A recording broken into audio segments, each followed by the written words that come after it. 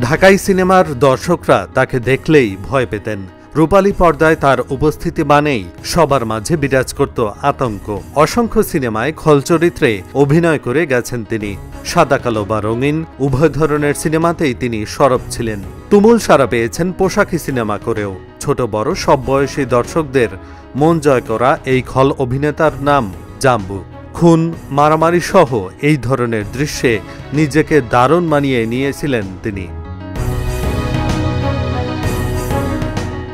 নেতিবাচক চরিত্রে অভিনয় করে জনপ্রিয় হওয়া এই অভিনেতাকে জাম্বু নাম দিয়েছিলেন পরিচালক দেলোয়ার জাহান ঝন্টু। এই পরিচালকের লিডার সিনেমায় প্রথম অভিনয় করেন জাম্বু, যদিও সিনেমাটি মুক্তি পায়নি।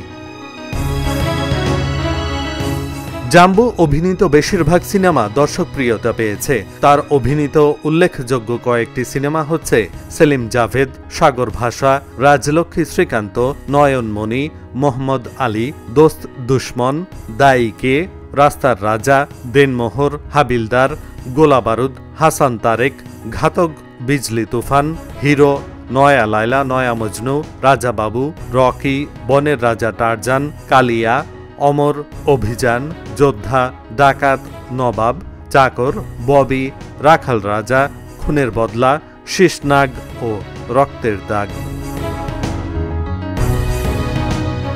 অভিনয় জীবনে বেশিরভাগ সিনেমায় নেতিবাচক চরিত্রে অভিনয় করেছেন।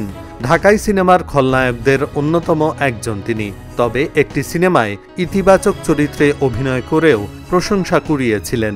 সেই সিনেমার নাম আত্মরক্ষা। সাহিত্য নির্ভর সিনেমাও করেছেন তিনি।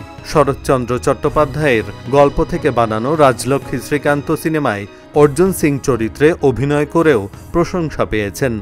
তবে খল চরিত্রেই বেশি সাড়া পেয়েছেন তিনি। প্রয়াত অভিনেতা, নায়ক ও ভিলেন জসিমের সঙ্গে পর্দায় তার সরব উপস্থিতি ছিল অনেক সিনেমায়। জসিম ও জাম্বুর একসঙ্গে অভিনয় আজও দর্শকদের হৃদয়ে গেঁথে আছে। দুজনেই ভয়ের দৃশ্যে নিজেদের দারুণ মানিয়ে নিতেন। কেউ কেউ বলতেন রূপালী পর্দায় ভয়ের রাজা ছিলেন জাম্বু। পর্দায় তার আগমন মানেই দর্শকদের ভেতরে ভয় ধরে যেত। এহসানুল হক, ঢাকা জার্নাল।